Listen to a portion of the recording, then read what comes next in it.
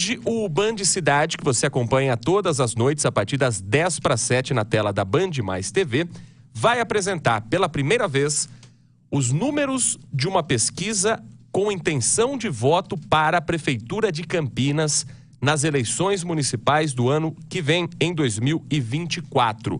É uma pesquisa feita pelo Instituto Paraná Pesquisas, com 720 pessoas entrevistadas entre os dias 11 e 14 de maio, nos últimos dias, portanto, que tem um nível de confiança de 95% e a margem de erro de 3,7%.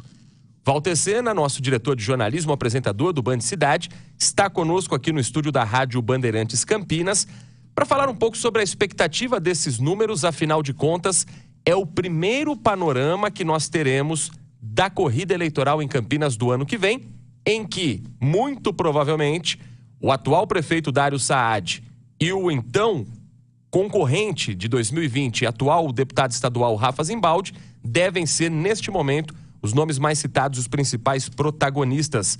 Bom dia para você, Sena. Então, bom dia, Heitor. Bom dia, Tiago. Bom dia aos ouvintes do Manhã Bandeirantes. Realmente, a sucessão municipal 2024 começou, né? Algumas pessoas pensam, não, está cedo ainda, falta um ano, não sei o quê, mais de um ano. E a gente sempre fala, o tabuleiro político já está sendo movimentado.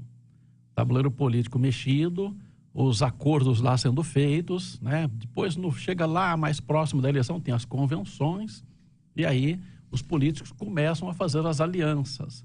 Mas nesse momento aqui a gente usa o pré-candidato, né? Então, usamos, né, o Instituto Paraná Pesquisas usou os candidatos que foram,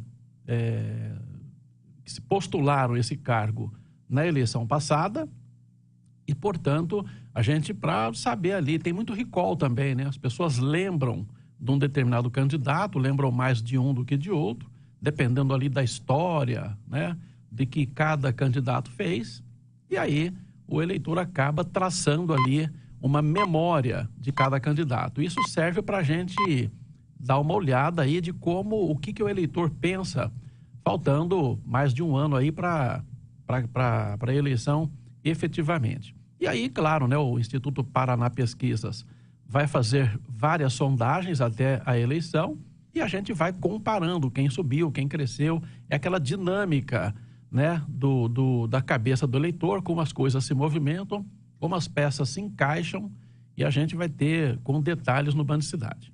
Lembrando que em 2020, o hoje prefeito, então candidato Dario Saad, no primeiro turno da eleição, recebeu 25,78% dos votos. Rafa Zimbaldi foi ao segundo turno com 21,86%. E Pedro Tourinho, do PT, por muito pouco não foi ao segundo turno, ele teve 20,49%.